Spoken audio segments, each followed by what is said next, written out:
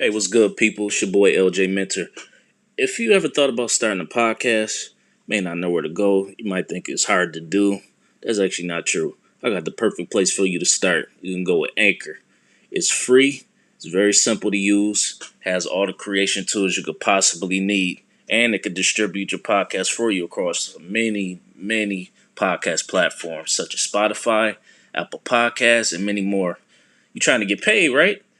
Well, you don't have to have any minimum listeners, and podcasts can make money for you. You got something to talk about. It's everything you need to make a podcast all in one place. Just download the free Anchor app or go to anchor.fm to get started today.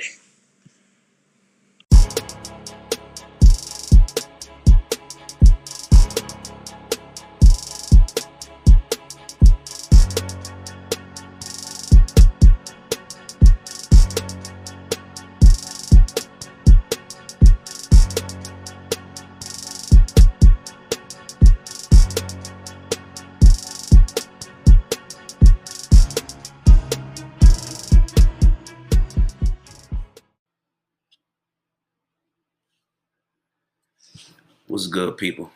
We back at it. Another episode of What's the Word with LJ Mental Podcast. As always, I'm your host with the most, LJ. Bringing you another episode for your listening pleasure. Bringing you that knowledge, as always. Bringing you that flavor that I bring. So, as always, appreciate you for joining me once again for another week. And yeah, I know it's almost the end of the year. We in the home stretch now.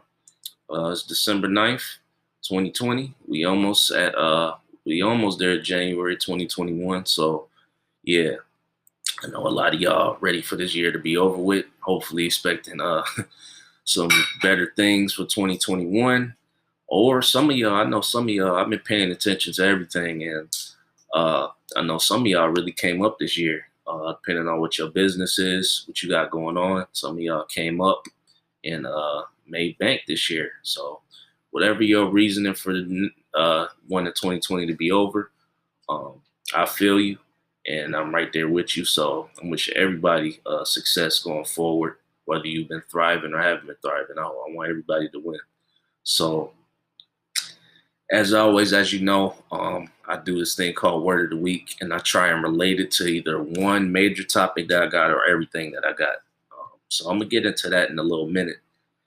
But before I get to that, because this first topic isn't related to my Word of the Week, but I want to talk about it. There was a boxing match this past weekend.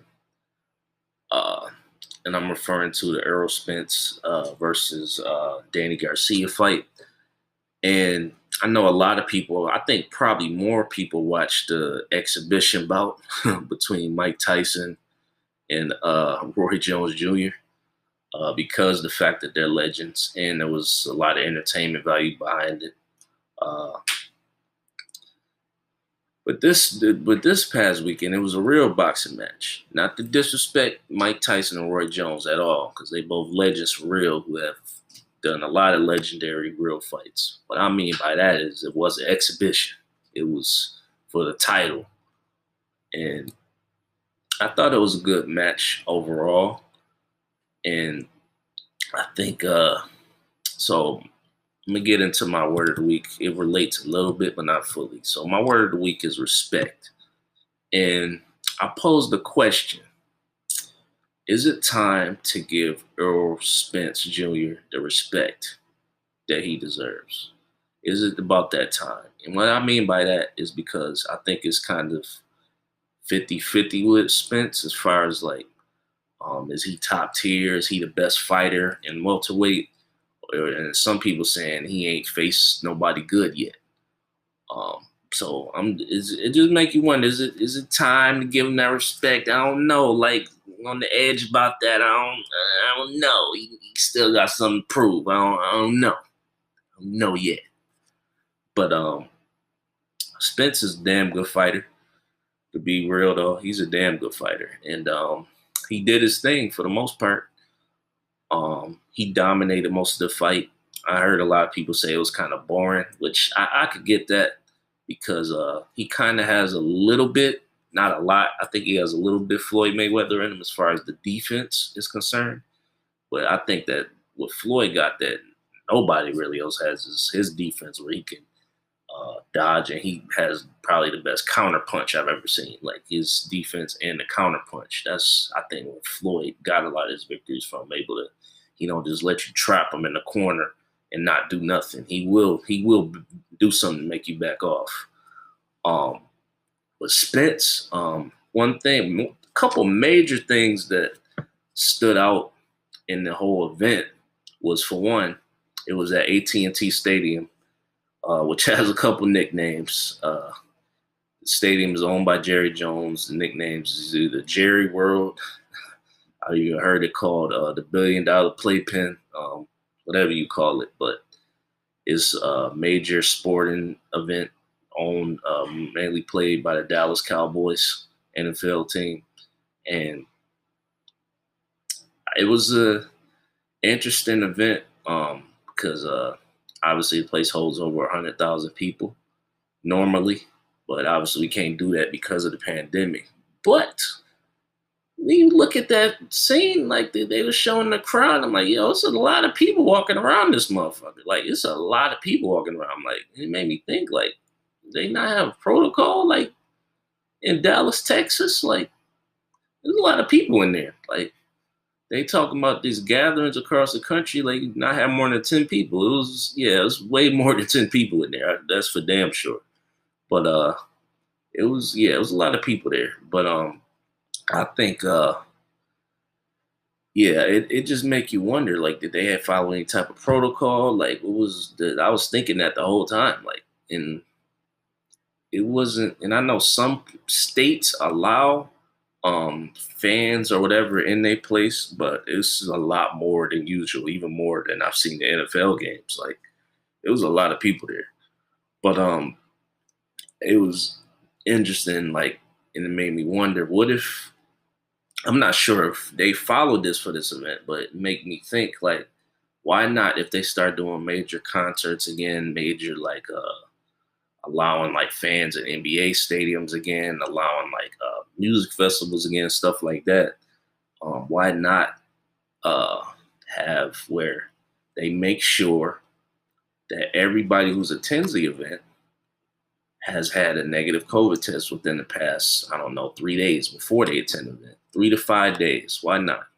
Make sure they have a negative COVID test. And if they don't have that, they can't attend the event. Make sure you have your big ass security in front of the door if they start tripping, so you can throw their ass up.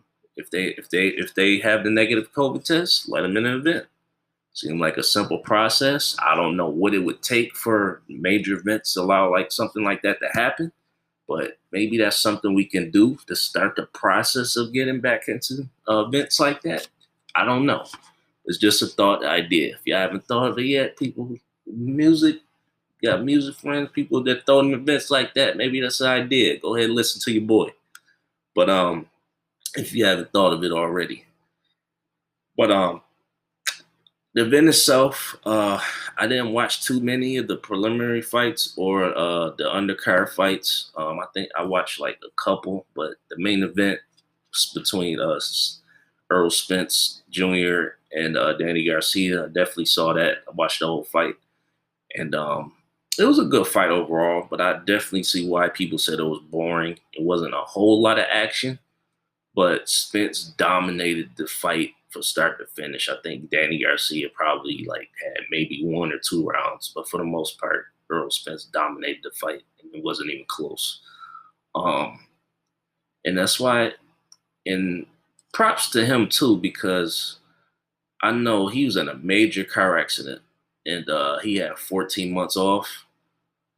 He hasn't been in the ring, I think, since September of 2019. So the fact that he was able to have a major car accident and come back and perform at a high level in the ring speaks volumes. And I'm glad that brother's good and that he dominated that fight. And so he got back to competing at a top tier performance. So I'm glad. So this was probably just a warm-up fight for him for better competition. They probably wanted to see where he was at.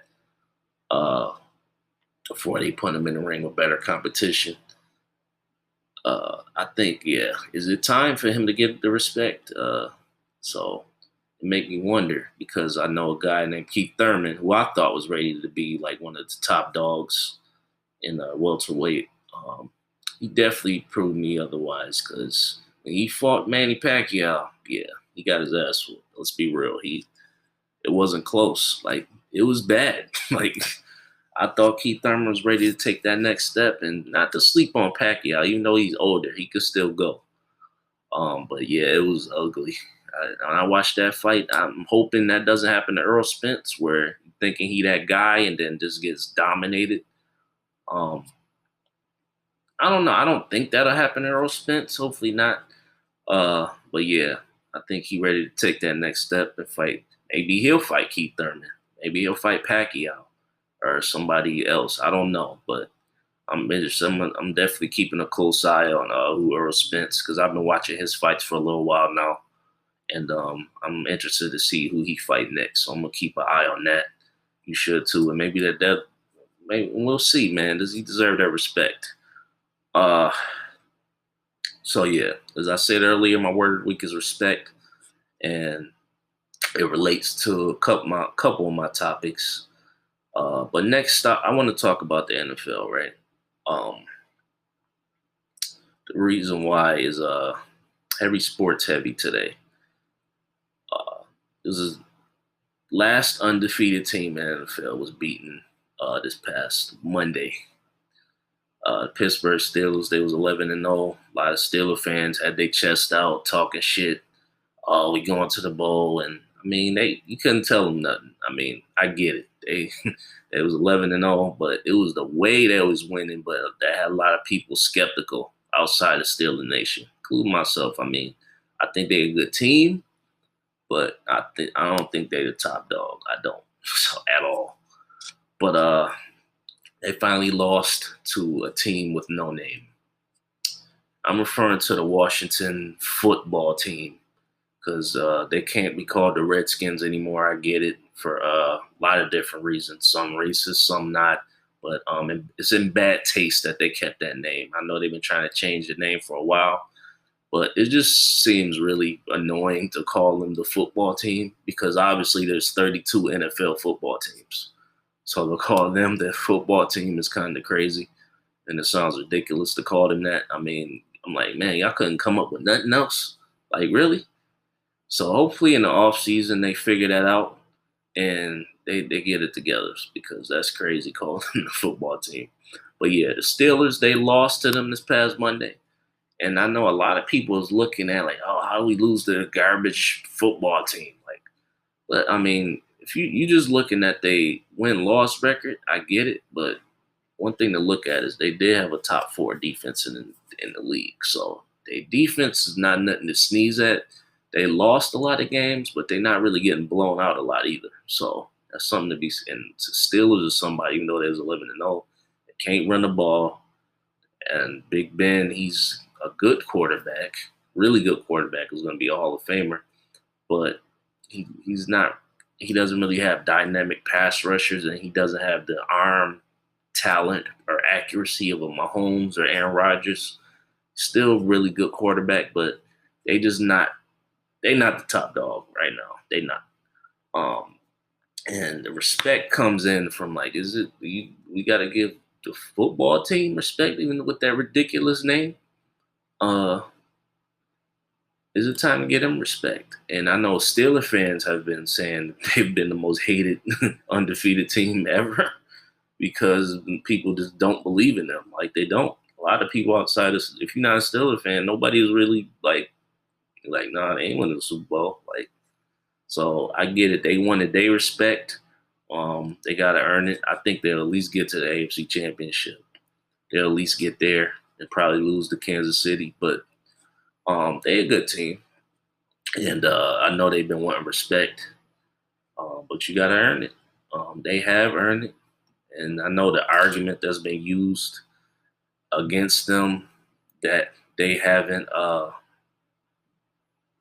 faced any good faced any good teams, but I mean they didn't make their schedule. Like It's not their fault that they playing a bunch of garbage teams. It's not their fault.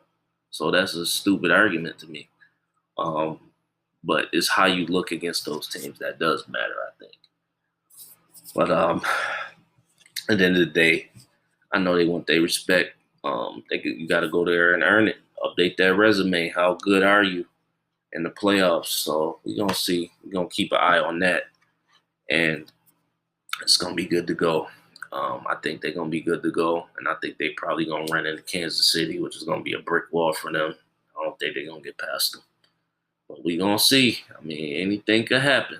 So all it takes is one game, one Sunday. That's all it takes.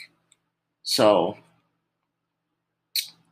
before I get into my other topic that refers to respect, that'll probably be the last topic. I want to talk about the transition to another sport with the NBA, right? Uh, Real quick.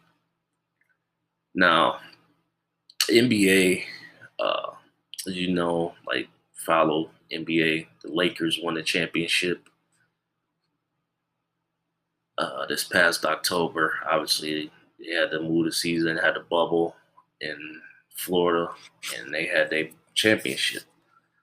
And the season is about to start back up. I think this week, actually, on Thursday, I think NBA season is supposed to start. And I think mostly the Laker fans, or not even the Laker fans, mostly the Lakers, like LeBron especially, are upset about that the season is starting early like that, or starting so much sooner rather than they anticipated. And I mean, what can you do? I mean, you gotta keep it moving. And I'm sure that's what the commissioner Adam Silver is thinking. Like, hey, I know y'all just played not too long ago, but I mean, what about them other teams that didn't even go to the bubble? For one, they didn't qualify. Them people been off since what, March? So over 7, 8, 9 months, and because the pandemic hit right in the middle of this season. So, and the people that did enter the bubble, the first round teams had a first round exit. They had a little bit of rest, and obviously the people in the finals, the Heat and the Lakers, probably don't like it. What can you do? Got to get back to the season. Um, I know it's much sooner than they probably anticipated, but when would you have the season start? In January? In after would normally be the All-Star break? I mean, season got to start. So I don't know how I feel about that.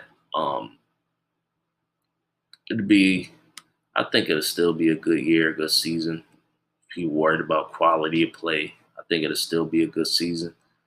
But at the end of the day, I know the Lakers, the teams that won the championships, I could see they have a legitimate reason to be upset about it. But what can you do? You got to keep it moving. And I know that the Lakers are probably going to be favored, even still, to probably win it again or get to the finals. I don't see much competition really, other than even the Clippers, who said they were going to win last year. But it's gonna be interesting to see. And I wonder if the next year would it get back to the normal start time and have a regular 82 game season. And I make you wonder too: will the finals be in June if everything goes according to plan with this season? Like, I wonder. Like, I haven't looked into the details about that. I just know the season is about to start, and they having a 72 game season. So it'll be good though. And I normally get more into it after the Super Bowl because I'm more of a football head. I really like basketball a lot too. Um, that's when I really get into it after when the Super Bowl is over. But I think, I predicted early. I think the Lakers and the Nets are going to get to the finals. I'm not really strong on the Nets because I don't know what to expect from Kevin Durant. Is he going to be healthy? Or if Kyrie can be kind of flaky sometimes on the real, like he could be a flake. So we just don't know. But I think if they healthy and they stay around, they can get there. I think they'd be better than Milwaukee, who a lot of people had last year is getting in the finals. But we gonna see. Looking forward to that. Um, but yeah, it's been a real. I think this week has really been about respect. Who gets that respect? Who should get that respect? And I think for real now, getting to my last topic before I get up out of here, I want to talk about the Grammys and a particular category relating to a lot of the hip hop category. Now, black artists, I feel like a lot of black people are thinking the black artists have been getting shade for a long time, many years, over the years. Just even in general, I think I've had an issue with the Grammys and the Oscars because I feel like black people have not gotten their proper respect. That's starting to change a little bit now, and it's getting better. I think we still got a long way to go. So you have so many black people that should have won Oscars, so many talented, great black artists who should have won Grammys years ago. Um, and I think we still got a major problem with that. It's probably not enough black people in the room that's been voting on the Grammys and the Oscars, and that's been proven to be factual. Because they just don't know. Because it is some people outside of the black culture, some white folks are culturally clueless. Not all of you, but some of y'all culturally clueless and have no idea what you're talking about.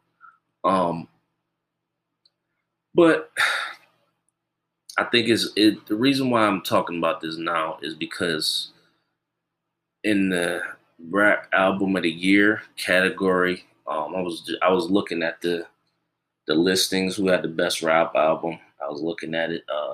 D Smoke, Black Habits. It's a guy who won. I forget the name of that show. It's a show on Netflix with Cardi B, uh, T.I., and Chance the Rapper hosted. And they got to pick between. They chose these people from different parts of the country, and whoever won got a contract and get set up really to be put on for a music career. And the guy that won that was D Smoke. He's actually pretty good. But yeah, he's in that category. I was looking at Freddie Gibbs, really good artist. Jay Electronica. I was actually pretty surprised about him being on there. He's a good artist, but I didn't think he would be on there. Jay Electronica, Royce the 5'9", and Nas. Nas is in this category. And the reason why respect should apply in this particular situation, because Nas deserves his damn respect. Nas need to get his damn respect. He's been, to me, the greatest lyricist of all time in hip hop. Nobody can spit bars better than Nas. Like, lyrically, nobody's better. He's had great classic bodies of work. Illmatic to It Was Written, I Am. I could go on and on. But this album he dropped this year, King's Disease, I think probably should win the Grammy. And I was looking at this particular category, and I'm like, Nas has been nominated before, but I'm like, I think Nas probably gonna get this one. Because if you look at it, if you really know, if you listen to these albums, I think that's easily the best album in that category. I'm surprised that who didn't get listed. I'm surprised Big Sean wasn't in it, because he had a pretty good album this year too. I'm surprised a few people weren't in it. I'm surprised 2 Chainz wasn't in it because he had a pretty dope album this year. A few other people, I can't think of the names right now off the top of my head, but it's a lot of people had good projects this year. But I was looking at it and I'm like, Nas should win this. I mean, Nas has never won a Grammy, which is why I think Nas deserves his damn respect. He deserved to win this Grammy. He has easily the best album that's in the listing of that category this year. I'd be highly shocked if he didn't win the Grammy this year. I would be extremely shocked. With those listings, like, yeah, I'd be really shocked if he didn't win this year. Even though Jay Electronica, he's had a long, highly anticipated album debut. Honestly, I've called him, no shade, but I've called him the biggest disappointment in hip hop history. That's because I think he's a really dope artist, but he just would not drop an album. I don't know why. Um, I don't know if it was something with the label, like something he had going on. I heard Erica Badu talk about it for a little while, why he didn't drop an album. But it's crazy. I remember when he had the momentum with Exhibit C and the Renaissance Man, really great at songs, but he just would not drop an album. He finally dropped one this year, even though uh, his name is on the front of it, but it's really kind of a collaboration album with him and Jay-Z, because Jay-Z is on every song. And that's my biggest disappointment from that album, is that he was on every song. Like, it's cool to have features, but it's not really his album. Like, because Jay-Z was all over it. Like, it's really a joint album. Like, it's kind of like Watch the Throne. That's a collab album with Jay-Z and Kanye. It's kind of like that. But this one is just really just with Jay Electronica name on it. But Jay-Z is on every track. He has a verse on every track. It's not a chorus. He's has a verse on every track. So I would like, hopefully, Jay trying to release an album where it actually is his album. I like that album too. It's really good, but it's not better than Nas's album, King's Disease. And I think probably Hit Boy he easily should win Producer of the Year. Easily. That boy been busy. Hit Boy has done a lot of great music. Produced people's whole project this year. He been grinding this year and put out a lot of dope beats.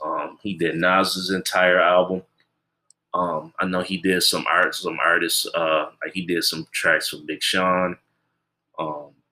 I know he worked even with some people from my hometown, Buffalo, New York. He did some tracks for Benny the Butcher, Conway the Machine, name a few. But Hit Boy's been pretty busy this year. I'm like, man, Hit Boy produced this too. I hear that Hit Boy intro on them tracks. I'm like, damn, he been all over the place. But yeah, I think he should definitely get Producer of the Year. It's not even close. Coming to this year, Hit Boy definitely deserves that. But as far as this category right there, Nas got to get that. That would be really crazy if he didn't win the Grammy this year. The man deserves his respect. I think they got it right this year. They might probably got more black people in the room now. That's what it looked like. You can clearly tell by the nominees this year that they got more culture in the room. They got people who actually know the culture in there. It's clearly obvious. You can see the difference with this year and the previous years of how they got this listed. So yeah, give that man Nas his Grammy. He deserves it. It's crazy that he's been around for this long and don't have one. There's still some other great MCs who don't have one. But yeah, that's the good job to them. Good job to the Grammys and the Oscars too, because I think they're starting to right their wrong now, because they've been wrong for years, and I think they know that. So, but congrats to both of them.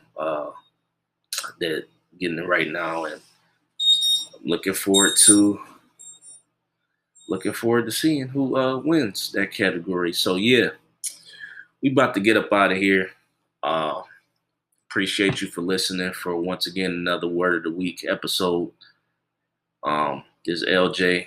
I'm signing off. I'm out.